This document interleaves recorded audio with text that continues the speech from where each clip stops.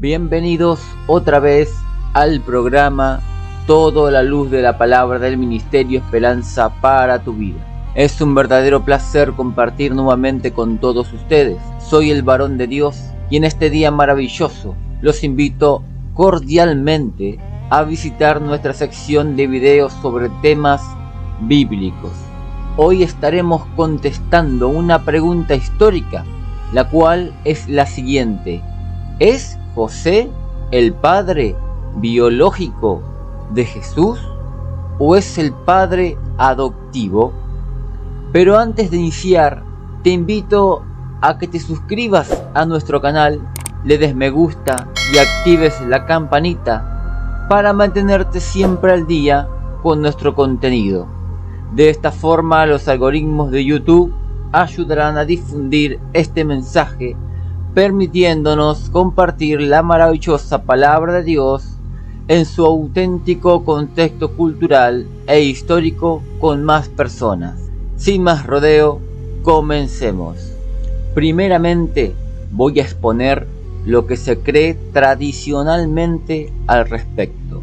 El cristianismo occidental moderno afirma que de ninguna manera es José el padre biológico de Jesús, ya que fue engendrado por el Espíritu Santo y no por esperma de José, enfatizando así que Jesús es un ser divino engendrado por Dios y que su padre biológico, si se puede decir, es Dios mismo, y José es el padre legal o adoptivo. Y hago una aclaración para no confundir a nadie. Cada vez que ustedes escuchen padre legal en la interpretación cristiana, significa adoptivo, que José adoptó a Jesús, y como resultado de haberlo adoptado, José le dio el linaje davídico y el derecho al trono de David a Jesús. Esta creencia es un dogma desde el siglo II y se define en concilios como Éfeso, donde se afirma que Jesús es Dios porque su padre es Dios y no tiene padre biológico al ser concebido o engendrado por la divinidad.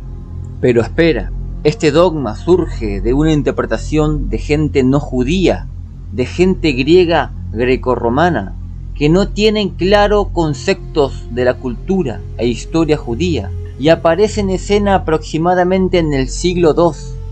Pero, ¿qué les parece si viajamos más atrás del siglo II y dejamos de mirar a los padres de la iglesia cristiana, que no eran judíos, sino gentiles?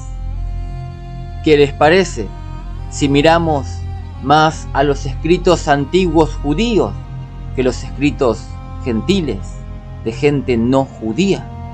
¿Qué les parece si nos metemos en la cultura e historia del pueblo judío antiguo, ya que los textos que tenemos y creemos como palabra de Dios, donde también se narra el nacimiento de Jesús de manera divina, son todos textos judíos, con cultura judía e historia judía y escritos por autores judíos? ¿Qué les parece si hacemos esto para entender los textos judíos? Y no es que estoy judaizando los textos, no se puede judaizar un texto que ya es judío. Ahora bien, les hago una pregunta a todos ustedes que escuchan este video. ¿Cuál sería la manera correcta para estudiar los textos de la Biblia, tanto Antiguo como Nuevo Testamento? ¿Yendo a los padres de la iglesia cristiana que no eran judíos, los cuales podrían llegar a malinterpretar los textos bíblicos por no tener cultura y tradición judía? ¿Acaso no sería mejor estudiar los textos de estos autores judíos con un enfoque y lentes hebreos? ¿Este método no sería más seguro? ¿No podríamos llegar a estar más cerca de las verdaderas interpretaciones y estar más cerca de la verdad? ¿Por qué vamos a ir a textos antiguos de los padres de la iglesia, que la gran mayoría de ellos vienen del siglo II? ¿Por qué vamos a estar creyendo que estamos entrando a la raíz verdadera de la fe de los apóstoles judíos, del rabino Jesús judío, yendo a textos o yendo a fuentes no judías, de gente que no era judía, sino que era helenista, griega? ¿A quién acudirías tú para entender un libro? Si el libro es argentino, entonces acude a personas de esa cultura. Pero si el texto que quieres estudiar es un texto judío, lo más seguro es que acudas a un rabino o a alguna persona que conozca de la cultura, que te va a explicar las expresiones idiomáticas, los hebraísmos, los moadismos, la cultura, la historia. Porque si nos metemos en la cultura de Jesús y los apóstoles, creo con firmeza que les vamos a comprender mejor que yendo a los escritos de los padres de la iglesia gentiles. Además, sabiendo que hubo una ruptura en aquella época entre la iglesia no judía con la iglesia primitiva que era judía. Hubo una ruptura, una separación. Por eso mismo tenemos que estudiar la Biblia con lentes hebreos de la época del libro. Ustedes ahora a continuación van a ser testigos de lo revelador y rico que es buscar interpretar y entender a los apóstoles y a Jesús, metiéndonos en su cultura judía. El gentil dice: si José no dio su esperma, entonces es imposible que él sea reconocido como el padre biológico de Jesús. Para nuestra cultura occidental religiosa, esto tiene sentido.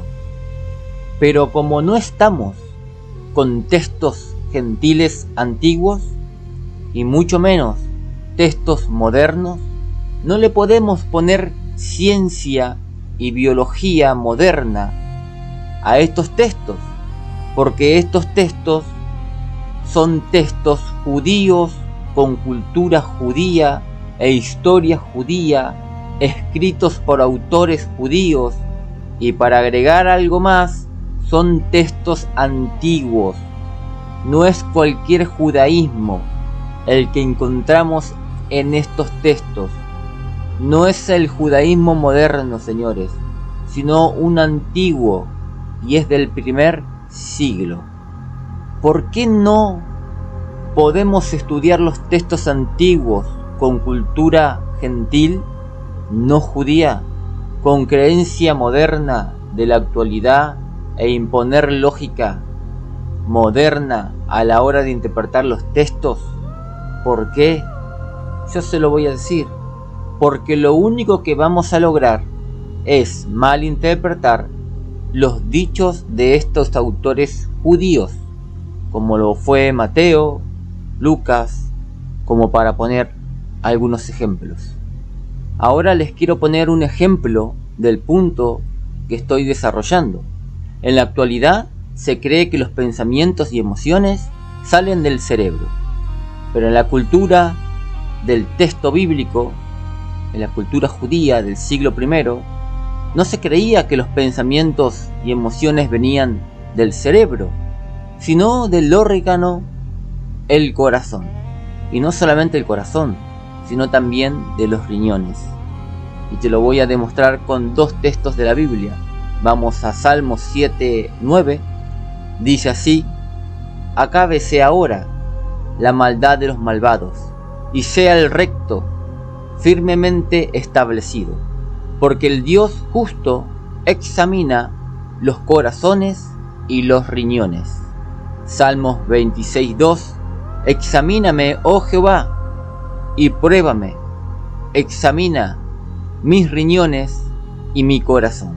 Por eso digo, no apliquemos lentes modernos ni lentes no judíos al texto, porque estos textos son plenamente judíos. Tenemos que usar lentes judíos antiguos del siglo I.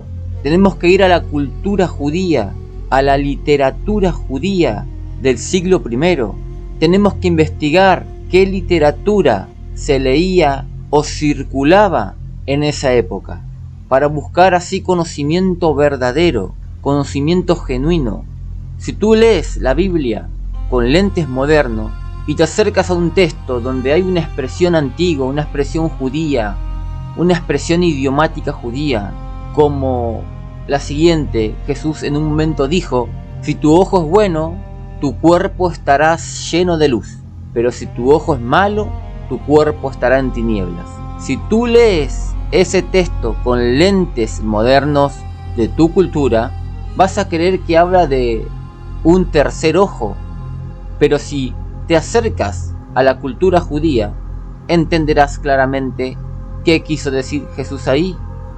El ojo bueno y el ojo malo es una expresión idiomática hebrea del siglo I, y esa creencia o ese significado hasta hoy en día sigue vigente en la cultura judía. Ojo bueno significa ser generoso y ojo malo significa ser tacaño. Ojo bueno significa ser una persona que ayuda al otro, y tener un ojo malo significa ser una persona que les cuesta dar ayuda al otro, ser tacaño. Así que mira lo importante que es estudiar la Biblia con lentes judíos. Y quizás alguno no puede aceptar esto, entonces deberías cambiar el libro del cual tú quieres aprender ética y moral. Busca una literatura de tu país, algún psicólogo que dé algunos ejemplos o cuente cosas que te inspiren a ser mejor persona. Pero si quieres agarrar un texto judío para guiar tu vida a través de él, entonces léelo como corresponde. Si el texto es argentino, déjalo en contexto argentino. Si el texto es alemán, déjalo en su verdadero contexto alemán. Si el texto es de los indios del Himalaya, déjalo en ese contexto. Pero si el texto es judío, déjalo en su contexto judío. Ahora sí, metámonos a nuestro estudio. Hoy les voy a compartir lo que cree este ministerio, con evidencia histórica, señores, como siempre lo hacemos. Les quiero compartir el pensamiento del judío del primer siglo, el pensamiento que tenía un judío del primer siglo ante un embarazo de manera divina, ante un embarazo sin que haya un acto físico de un hombre, de un varón.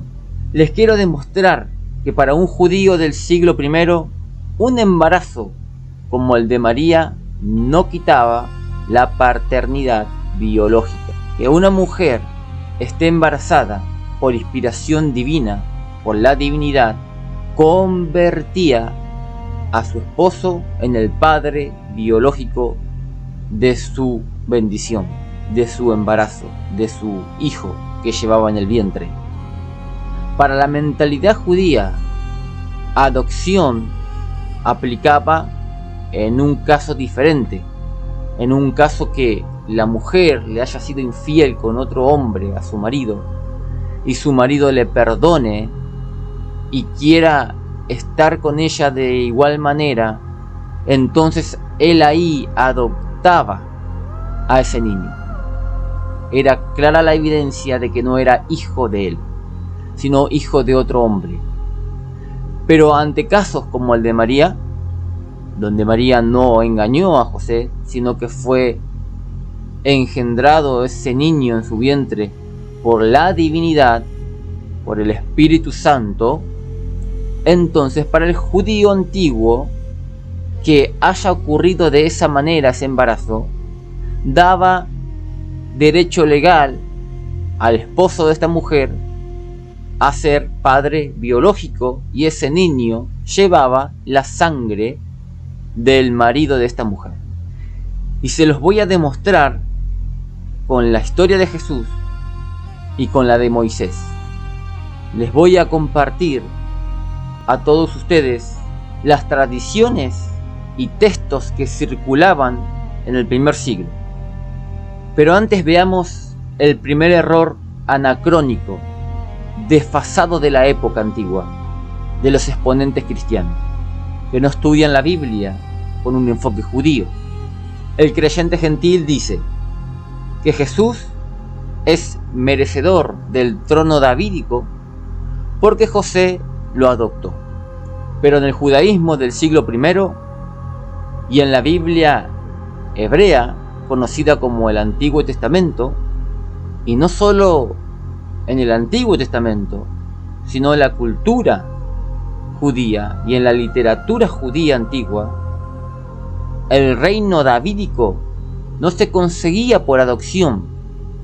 Por eso que es algo anacrónico que el cristiano occidental diga semejante cosa, porque para la cultura del texto y además la Biblia hebrea, el Tanaj, el Antiguo Testamento, se dice claramente que el Mesías tenía que venir del linaje de sangre por parte de un padre que sea de la dinastía davídica. Tenía que venir de sangre real, no por adopción. Esto es algo conocido en la época de los textos de la Biblia. Les voy a presentar algunos textos de la Biblia donde se afirma esto, que sí o sí tiene que venir de sangre real y no por adopción el reinado davídico. Jesús es el Mesías, Jesús es merecedor del reino de David. ¿Por qué? ¿Por adopción o por sangre? La antigüedad, los textos de la Biblia, no dice que tiene que ser por adopción, sino por sangre. Por eso que repito, es un anacronismo. Están desfasando la creencia de la época a una creencia actual, a una creencia moderna. Y con la mano en el corazón les digo a todos, yo prefiero creer en lo que se creía en aquella cultura, porque eso era lo que creía Jesús y lo que creía los apóstoles. Ellos no vienen de tu cultura, ellos vienen de la cultura judía, porque ellos eran judíos. Y perdónenme si repito constantemente esto, es porque es de suma importancia entender esto para entender los textos de la Biblia y no cometer anacronismos y no cometer malas interpretaciones. Ahora veamos que no pasa por adopción sino por sangre. En 2 de Samuel capítulo 7 verso 12 dice: cuando tus días sean cumplidos y duermas con tus padres, yo levantaré después de ti al que será de tu linaje, el cual saldrá de tus entrañas, y afirmaré su reino. En el verso 13 dice: él edificará casa a mi nombre, y yo afirmaré para siempre el trono de su reino. El texto está hablando de Salomón. Dios le dice esto a su padre David, que él iba a levantar de sus entrañas, de su linaje, un rey, que iba a establecer su reino para siempre. Esta palabra tiene dos cumplimientos.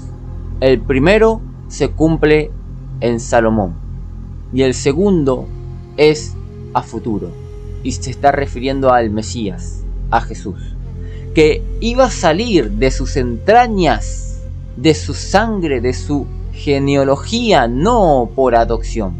¿Cómo confirmamos esto de que este texto está hablando también de Jesús?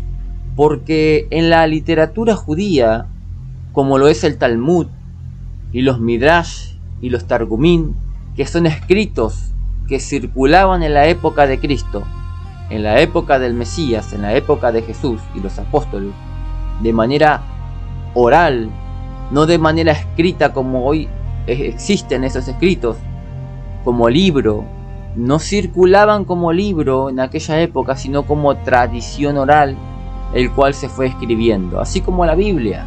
Tanto el Antiguo como el Nuevo Testamento no existía de manera completa en la época de Cristo, en la época de los apóstoles, sino que el Nuevo Testamento, por ejemplo, se terminó escribiendo después de 100 años y terminó cerrándose, ya los apóstoles no existían, pero todo lo que uno lee en ese libro ya era tradición oral en la época de ellos. Recién se estaban escribiendo, por así decirlo. Entonces el Talmud y los Midrashim y el Targumín son escritos que circulaban de manera oral en la época de Jesús y los apóstoles, en la época del siglo I. Si tú quieres saber qué significa Talmud, Midrashim y Targumín, eso es para otro estudio. Lo que te quiero demostrar que en esa época, en estos escritos antiguos, se ofrecía esta interpretación de que Dios aquí, en el texto de 2 de Samuel 7, del 12 al 13, estaba hablando también de una profecía mesiánica. Lo puedes encontrar en el Talmud Sanedrín 98a, Bereshit Rabbah 97.7, Midrash Teilim 18, Targum de Salmos y Targum de Isaías. Otros textos que interpretan de manera mesiánica en el siglo I son 2 de Samuel 7:12, que lo acabamos de leer, Génesis 49:10, también dice que vendrá de cetro de Judá, el Mesías. Tiene doble aplicación el texto, se puede leer de forma mesiánica y hay pruebas antiguas de que lo veían así, los antiguos. También los antiguos veían Jeremías 23 del 5 al 6 y Jeremías 33:17 de manera mesiánica también, cuando dice renuevo justo varón de David. Y también se veía de forma mesiánica en la antigüedad, tanto en el judaísmo como en el cristianismo, Ezequiel 34 y 37, mi siervo David. Estos escritos muestran con claridad que el Mesías tiene que venir del linaje de David y por sangre, no por adopción. Ahora, surge preguntas al saber este conocimiento. Si esto es verdad, si de los textos bíblicos y también de la literatura judía antigua del primer siglo se creía tal cosa, y no como se cree hoy, que viene por adopción, significa que Jesús tenía que tener un padre biológico. Ahora, ¿hay textos que digan que José era su padre, realmente su padre? Porque ningún judío iba a aceptar a Jesús de Nazaret como Mesías si él no cumplía estas cualidades que habla el Antiguo Testamento. Si vas a ser Mesías, tienes que ser de la sangre de un judío que venga de la familia de David. Si no, no eres el Mesías. Tenía que tener un padre biológico. Y tenía que ser este hombre de la dinastía davídica para que él tenga derechos al reinado mesiánico, al reinado de David. Ahora veamos esos textos donde se ve con claridad que José viene de la dinastía davídica y que José es el padre de Jesús. Vamos a Mateo capítulo 1 verso 20. Mas José, su marido, como era justo y no quería infamarla, determinó dejarla secretamente. Y pensando él en esto, he aquí un ángel del Señor le apareció en sueños y le dijo: José, hijo de David, no temas en recibir a María tu mujer, porque lo que en ella es engendrado del Espíritu Santo es. Jesús no recibe el derecho del reinado de David por María, sino por su padre José, el cual también era tradición en la época de Jesús, y no solamente tradición, sino una realidad bíblica, que uno tenía el linaje o el derecho por parte de los padres y no de la madre. Lucas 2:4. Y subió José de Galilea, de la ciudad de Nazaret, a Judea, a la ciudad de David, que se llama Belén, por cuanto era de la casa y familia de David.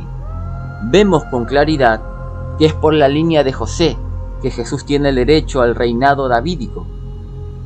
Ahora veamos cómo los escritos de los primeros discípulos y el pueblo afirmaba que José era su padre biológico. Vayamos a Lucas 3:23. Jesús mismo, al comenzar su ministerio, era como de 30 años. Hijo, según se creía, de José. La gente creía que Jesús tenía un padre, y este era José. No solamente el pueblo creía, sino también sus apóstoles, porque ellos escriben en sus cartas que su papá era José. En Lucas 2:48 dice así: y cuando le vieron, se sorprendieron, y le dijo su madre: Hijo, ¿por qué nos has hecho así? He aquí tu padre y yo te hemos buscado con angustia. Mateo 13:55. ¿No es este el hijo del carpintero? ¿No se llama su madre María y sus hermanos Jacobo, José, Simón y Judas? Lucas 4:22. Y todos daban buen testimonio de él, y estaban maravillados de las palabras de gracia que salían de su boca, y decían: ¿no es este el hijo de José? Juan 6:42. Y decían: ¿no es este Jesús el hijo de José, cuyo padre y madre nosotros conocemos? ¿Cómo pues dice este: del cielo he descendido? Y en Juan 1:45 dice: Felipe halló a Natanael y le dijo: hemos hallado a aquel de quien escribió Moisés en la ley, así como los profetas, a Jesús, el hijo de José de Nazaret. Los textos son claros. Los discípulos de Jesús y el pueblo creía y decía que Jesús tenía un padre biológico, y este era José, por lo cual era digno del reinado. Recuerden que por adopción no se heredaba el reino, y este conocimiento era bien conocido en la época del primer siglo. Ahora surge una gran pregunta: ¿cómo los textos pueden decir que José es el padre de Jesús si Jesús nació sin que José intervenga? ¿Cómo puede decir el texto esto? El texto lo dice. Lo que tú no logras entender es cómo se lo va a reconocer como padre biológico, porque estás viendo el texto con tu mentalidad moderna biológica. No te estás acercando a la cultura, no estás metiéndote en el pensamiento de la época. Por eso es que no estás entendiendo esto. Estás haciendo esta pregunta moderna y biológica, por eso no estás entendiendo lo que está sucediendo aquí. Ese pensamiento moderno no tenía cabida en el pensamiento judío antiguo. Esa pregunta que te estás haciendo no se la hacían los judíos antiguos. No existía en esa época. Lo repito, no podemos poner nuestro pensamiento moderno anacrónico, desfasado de la época del texto en cuestión, y darle una interpretación según nuestra mentalidad moderna. Esto es un error terrible, porque estamos creando doctrinas fuera de la comprensión antigua. Por eso hay que entender los textos antiguos judíos con sus lentes judíos del siglo I. Ahora te mostraré una prueba del pensamiento judío antiguo. Antes quiero decirte algo. Para la modernidad, Jesús no puede ser hijo biológico de José, porque José no dio su esperma a María. Pero para la mentalidad judía antigua del siglo I, que un niño sea concebido de manera milagrosa sin el esperma del padre o del marido de la mujer, no implicaba que su marido no sea el padre biológico después y tenga su sangre, ya que el embarazo no fue producto de un adulterio, sino producto de la divinidad, como había explicado al principio. Ahora sí, vayamos a las pruebas. ¿Cómo he logrado descubrir esto? Te lo voy a compartir para que tú se lo puedas compartir a otros también. Vamos ahora a leer cómo sucedió el embarazo de María. El Mateo 1:18 dice: el nacimiento de Jesús fue así. Estando desposada María, su madre, con José, antes que se juntasen, se halló que había concebido del Espíritu Santo. También esto figura en Mateo 1:25, y vamos a estudiar dos palabras de estos textos a continuación. Dice el texto de Mateo 1:25: pero no la conoció hasta que dio a luz a su hijo primogénito y le puso por nombre Jesús. Vamos a estudiar dos palabras aquí. Tenemos la palabra no conoció aquí, conoció, Mateo 1:25, pero no la conoció hasta que dio a luz. Bueno, esta palabra, conoció, conocer, es una palabra que tiene muchos significados, obviamente, pero entre esos significados también es una expresión idiomática. ¿Qué es una expresión idiomática? Una expresión idiomática es cuando tú dices, por ejemplo, ¿no? Cada país tiene sus expresiones idiomáticas. Argentina, por ejemplo, tiene una expresión idiomática cuando uno quiere pelear, que es la siguiente, es: ¿te parás de mano conmigo? Una persona que desconoce las expresiones idiomáticas argentinas puede entender que uno le está diciendo a su rival que ponga sus manos en el piso y los pies para arriba. Pero aquí en Argentina esta expresión idiomática significa: ¿vos te animás a pelear conmigo? ¿O vos querés pelear conmigo? Y la expresión idiomática es: ¿te querés parar de mano? ¿Vos te vas a parar de mano conmigo? Esas son expresiones idiomáticas, pues el pueblo judío tiene las suyas. Y esas expresiones idiomáticas están plagadas en los textos de la Biblia. Si tú no las entiendes, vas a interpretar cualquier cosa. Si tú no las investigas, si tú no las estudias, prepárate para errar a la hora de enseñar la Biblia.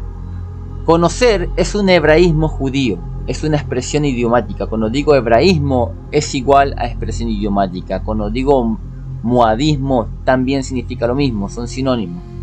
Esta expresión idiomática la podemos descubrir en textos como Génesis 4:1.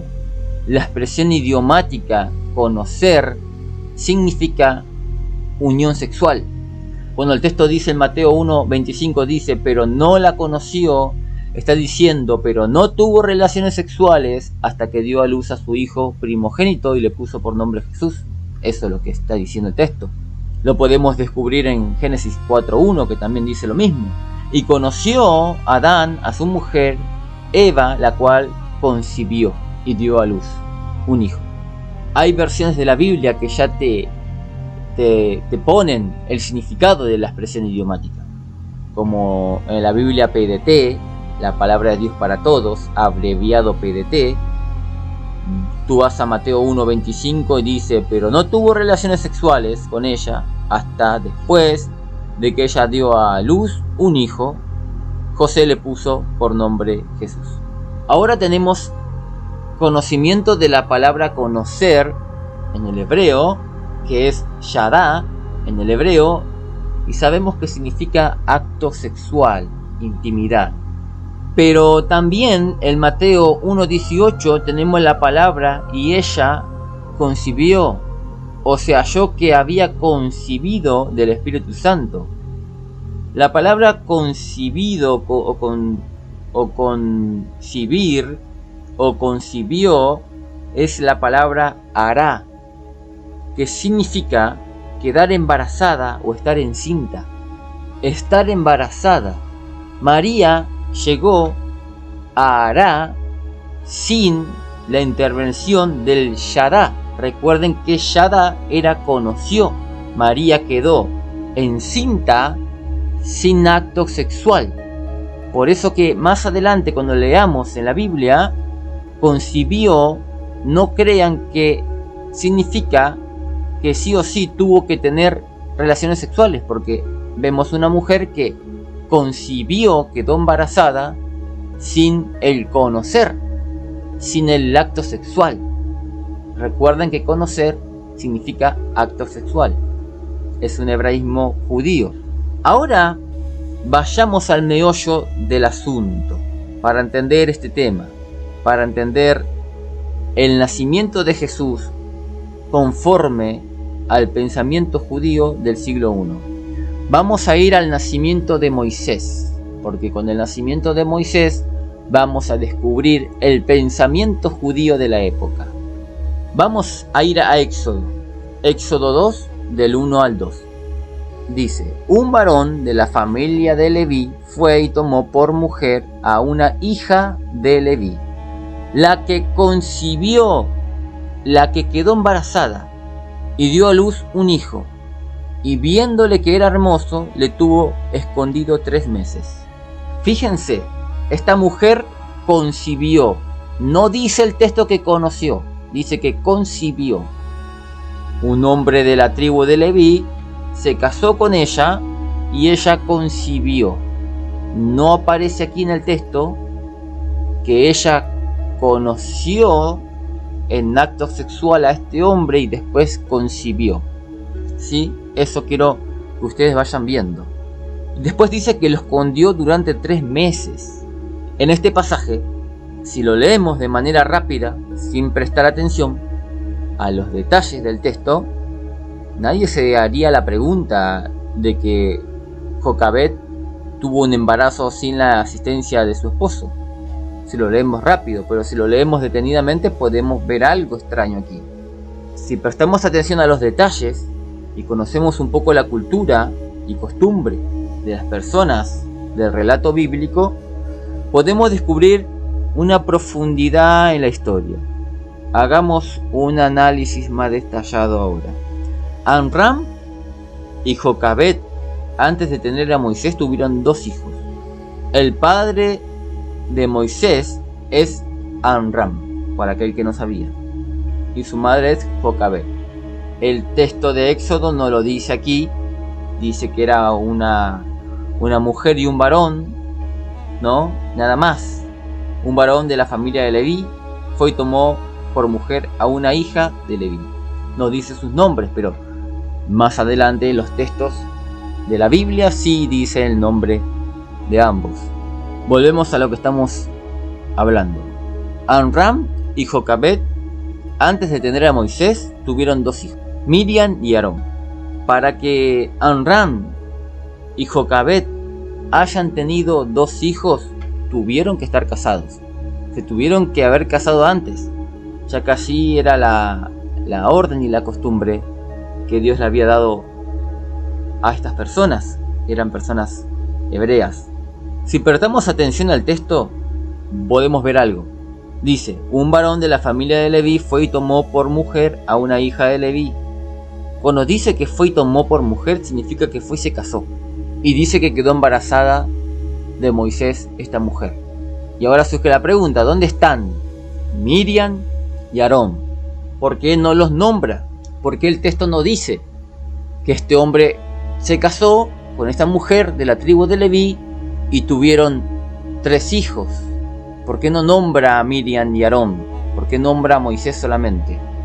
Es llamativo, quizá alguno dice, pero ese pensamiento, esa duda que estás planteando, ¿solamente es un invento tuyo? Nadie pensó así. Para tu sorpresa, te quiero decir que esta misma pregunta que yo me he hecho, también se la hicieron los antiguos. También se la hicieron los rabinos antiguos del primer siglo. Y podemos ver esta creencia en el Midrash Shemot Rabbah 1:19. Ahí se encuentra esta gran pregunta. ¿Por qué no nombra el texto a Miriam y Aarón? ¿Por qué no lo hace? Yo me pregunté, ¿acaso se volvió a casar con Jocabed, Amram? ¿Acaso este es un segundo matrimonio, un recasamiento de Amram con esta mujer para que no nombre a Miriam y Aarón? ¿Será que se divorciaron después de tener 2 hijos? ¿Se separaron y después regresaron de nuevo y tuvieron a Moisés? Esta misma pregunta se hicieron los rabinos. No es algo innovador mío, no soy el único y el primero que hizo esta pregunta. En el primer siglo, señores, esto era conocidísimo. Y lo encontramos en el Midrash, Shemot, Rabá 1.19. Estos son escritos que hoy en día se han hecho libros, pero que en la antigüedad eran tradición oral. En la sinagoga del primer siglo se decía esto, se creía esto, de que Moisés tuvo como padre a Amram y a Jocabed, los cuales ellos habían divorciado antes de que él nazca. Se habían separado. ¿Por qué se separaron? Ahora vamos a ver por qué se separaron. Pero eso era tradición. Te puede sonar extraño, lo único que quiero que tú entiendas esto. Tú me puedes decir, pero eso no dice el texto de la Biblia. Ya lo sé, el texto no lo dice. Te estoy diciendo que esto era tradición de la época. Era de conocimiento de algunos y de aceptamientos de otros. Era lo que se creía en la época. Tú no lo quieres creer hoy, no lo creas. Pero en la antigüedad sí se creía esto. Y se enseñaba esto. Y se hablaba de esto. De que Amram y Jocabed se habían divorciado. Y se habían recasado de vuelta. Era creencia de la época. Y no solamente se encuentra en el Midrash, sino también en otros textos antiguos judíos, en otras literaturas judías, como en el Talmud de Babilonia, en el tratado Baba Betra 120a, también se habla del divorcio de Amram con Jocabed. Y no solamente en ese tratado, sino también en el tratado talmúdico Sotá, página 11b hasta la página 13b. También se habla de un divorcio de Amram con Jocabed. Ahora quiero explicarte un poco qué dicen estos escritos antiguos. Dicen que Amram y Jocabed estaban casados y que tuvieron 2 hijos, Miriam y Aarón, y que por el decreto de Faraón de matar a todos los niños en el Nilo, a todo hijo varón en el Nilo, todos los hombres se divorciaron de sus esposas para evitar futuros hijos, para evitar futuros embarazos. Dice la tradición que Amram se separa de su esposa por un tiempo X. En ese plazo de tiempo, Miriam, su hija, tiene una visión. La visión que tuvo ella era de que iba a venir el Salvador de Israel. Iba a nacer. Y tenía que nacer estando juntos sus padres.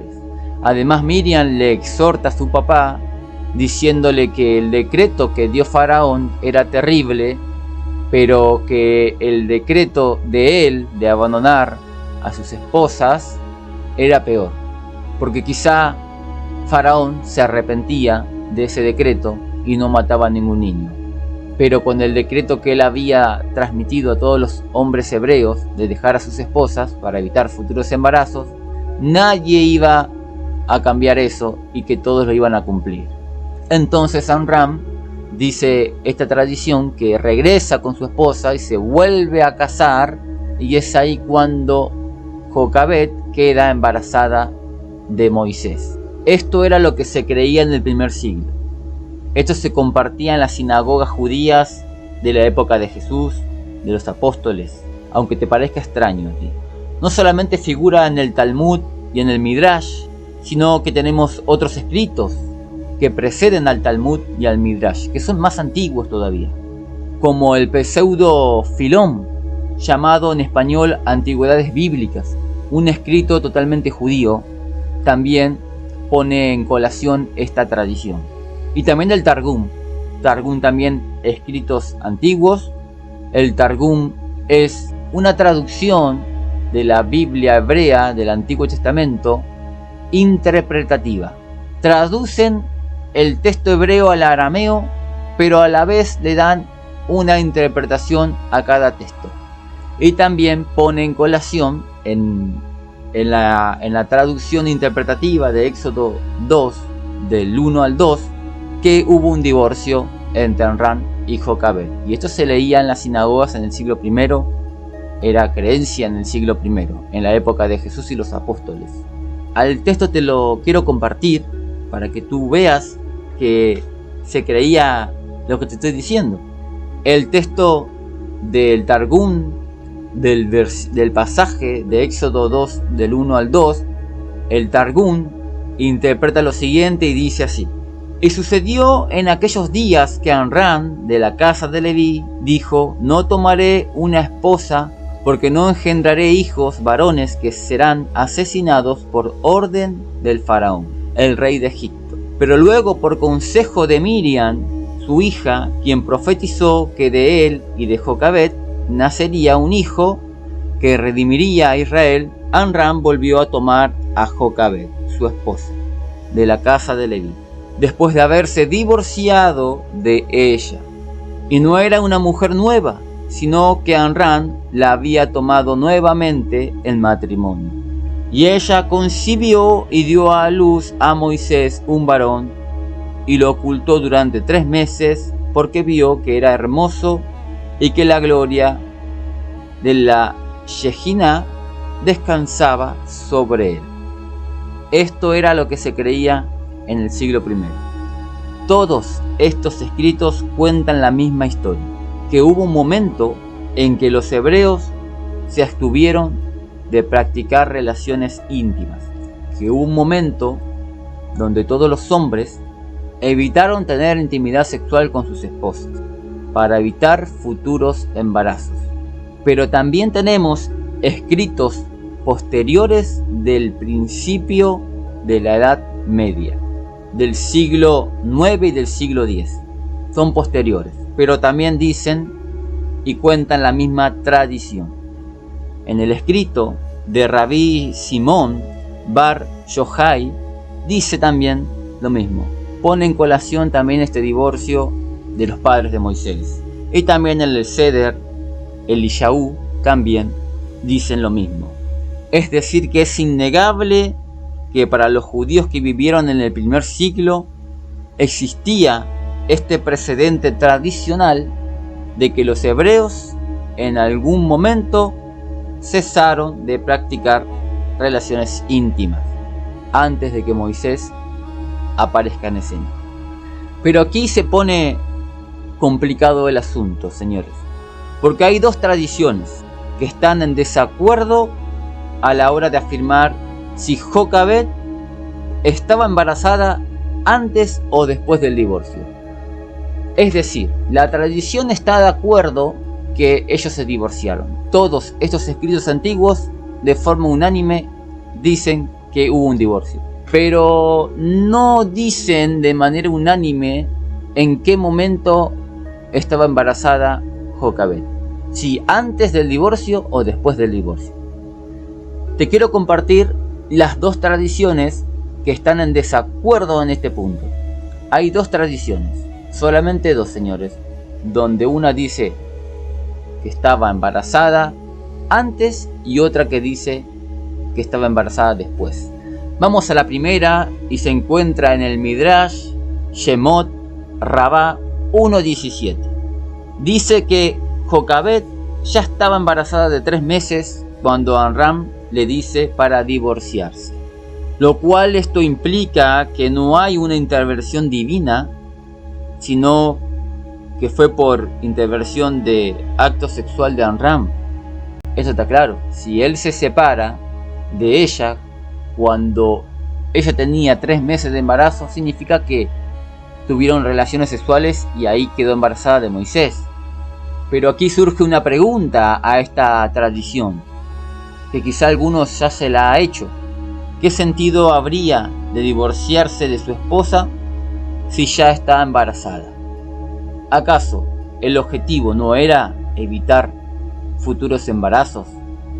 ¿Qué motivo habría si ella ya está embarazada? De 3 meses. Encima, cuando está de 3 meses, una mujer es cuando ya la panza se le nota. ¿Por qué la habría de dejar? ¿Acaso Jocabed no le habría dicho a Amram: ¿por qué me abandonas? Si yo ya estoy embarazada, quédate conmigo a cuidarme. No era el propósito.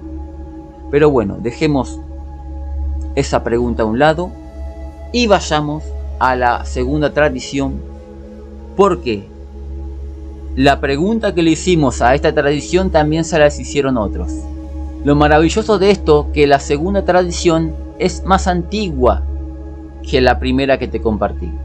Es decir, te compartí primero la tradición menos antigua y ahora te comparto la tradición más antigua. Y la más antigua dice algo maravilloso al respecto.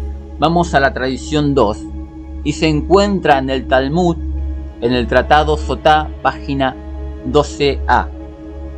Dice esta segunda tradición, presta atención, que Jocabet ya estaba embarazada de 3 meses cuando Amram volvió a casarse con ella. No cuando se divorció, sino cuando él regresa, ella ya estaba de 3 meses. La primera tradición decía que ella estaba embarazada de 3 meses cuando Amram le dice para divorciarse. Y en la segunda tradición dice que cuando Amram vuelve con ella ya estaba de 3 meses. Totalmente diferente. Y aquí se puede explicar por qué ella pudo ocultar al niño durante 3 meses. Porque dice el texto del Antiguo Testamento y también en el Targum, donde interpreta el mismo texto, dice que ella ocultó al niño durante 3 meses. ¿Cómo se puede ocultar un niño que llora? ¿Cómo ella pudo ocultar al niño durante 3 meses? ¿Acaso no fueron los egipcios a buscar al niño al 9º mes? Ella lo ocultó para que los egipcios no lo vieran. Le tapó la boca al niño para que no llore. ¿Qué pasó ahí? Bueno, en esta segunda tradición, que es la más antigua, dice que cuando Amram volvió con ella, ya tenía 3 meses de embarazo. Y dice que los egipcios empezaron a contar en el momento que Amram vuelve con Jocabet. Empezaron a contar desde ahí 9 meses, sin saber que ella ya estaba de 3 meses de embarazo. Por lo cual sacaron un cálculo errado los egipcios. Cuando Moisés nace, los egipcios pensaban que Jocabet seguía embarazada. Por eso que ella logra ocultarlo durante 3 meses al niño. Los egipcios no sabían que ya había nacido Moisés. Ahora surge una pregunta. ¿Cuánto tiempo estuvo Amram separado de Jocabet? Alguno dirá, y estuvo 3 meses.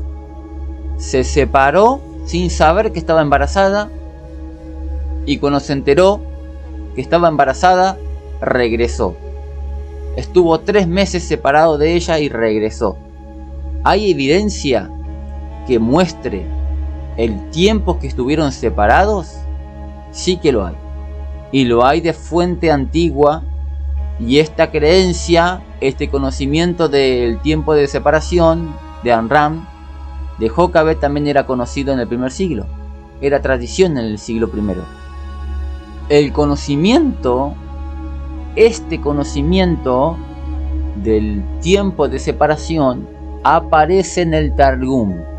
Pero en el Targum, que interpreta el texto de Números capítulo 11, verso 26. Si tú quieres ir a la Biblia y saber qué dice el texto en la Biblia, en Números 11, 26, puedes hacerlo. Ahora te comparto yo lo que interpretaron en la antigüedad de ese texto. Y aparece en el Targum. Y esto era conocido, esto era lo que se daba en las sinagogas en el siglo I. Dice así, Números 11, 26 en el Targum de Jonatán. Pero 2 hombres permanecieron en el campamento, uno llamado Eldad y el otro llamado Medad, hijos de Elisafán. Este Isafán era hijo de Uziel, su padre. Y después dice el texto, a quien Jocabet, hija de Leví, le dio a luz cuando Amram, su esposo, la abandonó, y con quien se había divorciado antes de dar a luz a Moisés. El texto lo que está diciendo es que Jocabet se divorcia de Amram y tiene 2 hijos con un tal Elisafán.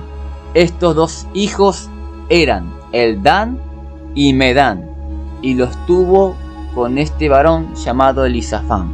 Entonces aquí se puede ver con claridad el plazo de tiempo que estuvo divorciada de Amram. No estuvo 3 meses, sino estuvo más tiempo separada de Amram. Dice la tradición también en otros textos antiguos que estuvo separada de Amram durante 3 años. 3 años de separación de Amram. En estos 3 años ella se volvió a casar con un tal Elisafán y tuvo 2 hijos.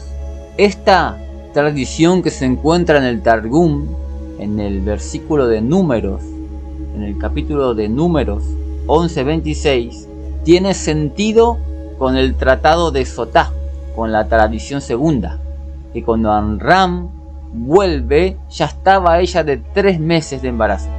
No como decía la primera, que cuando Amram se divorcia, ella ya estaba embarazada de 3 meses.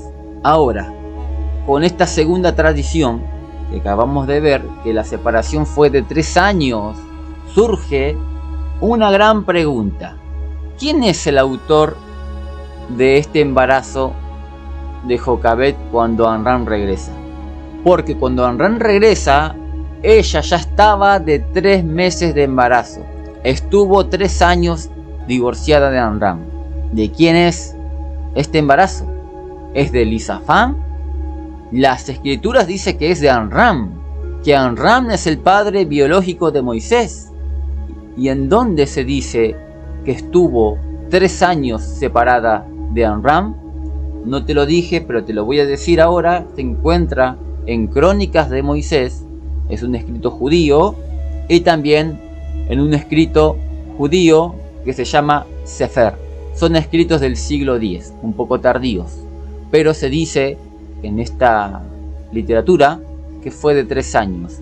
Y el Targum, que es un escrito de antes del siglo I, este sí tiene peso, dice que Jocabet tuvo otro matrimonio y tuvo 2 hijos con un tal Elisafán. Y para aquel que quiera profundizar más en cómo ocurrió ese embarazo de Jocabet, ese embarazo misterioso, porque cuando Amram regresa ya estaba embarazada, después de estar 3 años lejos de ella, dice la tradición que el embarazo fue de manera milagrosa, que ocurrieron cosas milagrosas.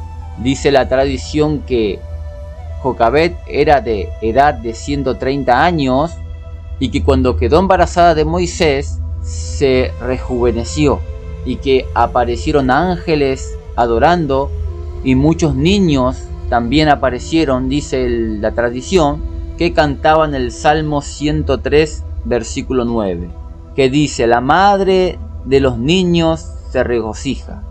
Esto demuestra de que el embarazo de Jocabet no fue producto de Elisafán, sino que fue algo milagroso. Y además las escrituras atribuyen a Amram como el padre biológico, no a Elisafán. Ahora, pero según esta tradición, Amram no tuvo parte en el embarazo de Moisés. Estuvo 3 años lejos Amram y cuando regresa ya estaba de 3 meses embarazada Jocabet. Surge la pregunta entonces, surge una gran pregunta. ¿Por qué se le dice que Amram es el padre biológico? ¿Por qué? Antes de decirte por qué, te quiero tirar un escrito más antiguo. La Agadá de Pesaj también es un escrito antiguo que no estaba escrito como libro en el siglo I, pero sí era tradición en el siglo I, así como lo fue el Nuevo Testamento y como lo fue el Antiguo Testamento, que tampoco se cerró en el siglo I, el Antiguo Testamento, pero sí se conocía los textos de forma oral y era de conocimiento de la época. ¿Qué es la Agadá de Pesaj? Es el libro litúrgico que se utiliza para la cena pascual judía, ¿no? Que se le llama Agadá de Pesaj. este texto antiguo, este escrito antiguo, cita Deuteronomio 26:7, cuando el texto dice que Jehová vio la aflicción, Jehová vio la aflicción de Israel.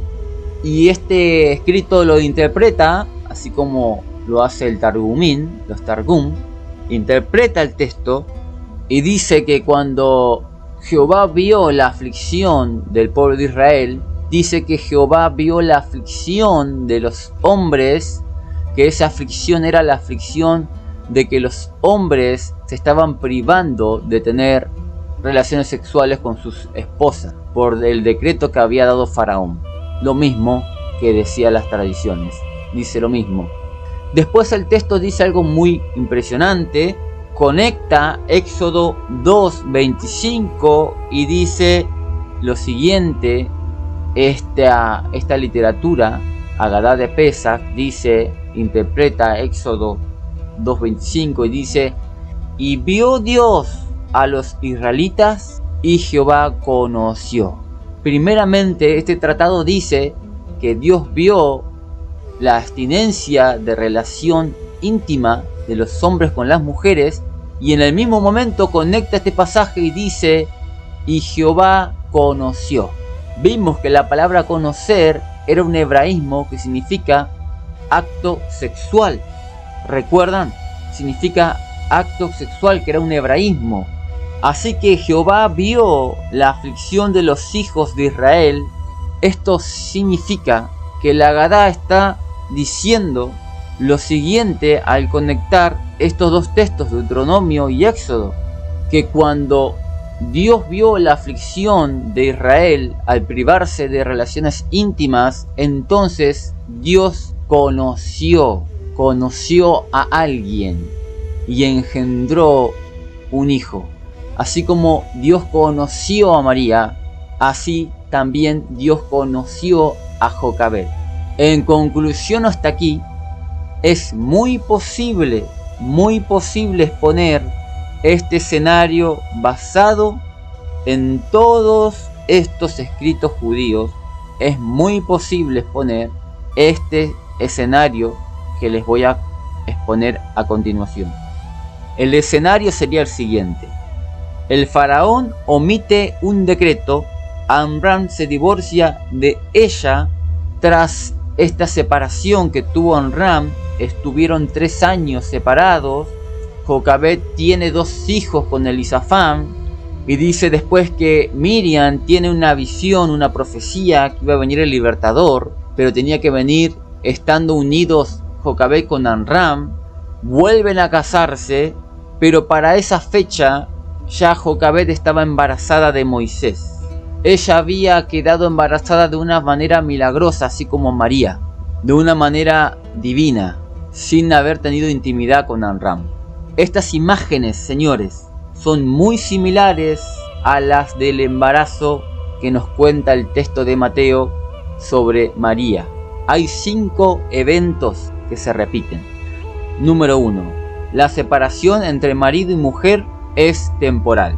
Así como lo fue temporal de 3 años y después volvió Amram con Jocabed, así también José también fue temporal la separación que tuvo con María. Porque después un ángel le dijo que se vuelva a unir y que no tenga miedo de tomarla como mujer. Y la volvió a tomar. Vemos esa misma similitud. Otra similitud es un anuncio profético del nacimiento del Redentor, del Libertador. Tanto Moisés fue anunciado proféticamente por Miriam, su hermana, y también Jesús fue anunciado proféticamente por un ángel. Número 3. El reencuentro del esposo y la esposa ya estando embarazada por voluntad divina.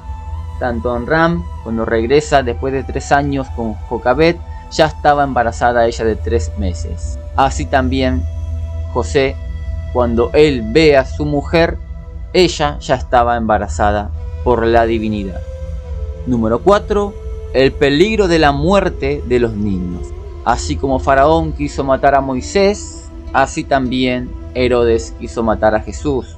Y la quinta similitud que se ve en el Evangelio de Mateo es el siguiente: la huida al desierto de ambos, tanto Moisés se fue al desierto como Jesús, que los padres lo envían al desierto, van con él al desierto, se van a Egipto para evitar el asesinato. El error está en querer comprender y leer los textos desde un punto de vista moderno, a través de unos lentes, digamos, científicos, cuando la realidad es muy simple. ¿Cuál es la imagen que transmite el texto? La misma que transmiten los escritos rabínicos antiguos con respecto a Moisés. Para el judío antiguo, tanto Moisés como Jesús, más allá que fueron engendrados por la divinidad, no implicaba que no tengan padres biológicos. Para Moisés fue Amram y para Jesús fue José. Y punto. Ese era el pensamiento antiguo. No había otro pensamiento antiguo. Para la modernidad, para ser padre biológico, tiene que haber contacto físico, sí o sí. Pero para la antigüedad judía era más amplio. Había dos formas de ser hijo de sangre. Había dos maneras de que un hombre pueda tener un hijo de sangre, de su linaje. El primero era de forma física, ¿no? Dando su esperma a su esposa. Eso equivale, es igual a padre biológico. Pero también por intervención divina. También para el judío antiguo era igual a padre biológico. Porque no era por un adulterio. En el caso de un adulterio, si este hombre se quería hacer cargo de ese niño que venía de otro hombre, ahí sí era adopción. En resumen, señores, y para finalizar esto, la tradición judía del siglo I integra el embarazo divino con la paternidad biológica del marido de esta mujer. José es su padre biológico según la mentalidad judía del siglo I, por lo cual se merece el linaje davídico. Ambas historias comparten similitudes. No es esto un accidente, Mateo lo hizo a propósito. El cristianismo no ve 5 comparaciones, 5 similitudes, porque desconocen esto de la tradición de Moisés, de que fue engendrado por voluntad divina también. Así que el embarazo sobrenatural de parte de Dios en una mujer en la antigüedad no invalidaba que el padre, que el marido de esta mujer sea el padre biológico del niño. Antes de despedirme, te quiero invitar a que te suscribas al canal, le des me gusta, que actives la campanita para que más personas puedan conocer este contenido cultural, histórico del siglo I, de los textos judíos bíblicos. Les envío un abrazo a la distancia a todos y que las bendiciones del cielo sean sobre tu vida, tu familia y tus seres queridos. Muchas bendiciones. Nos estamos viendo en el próximo video.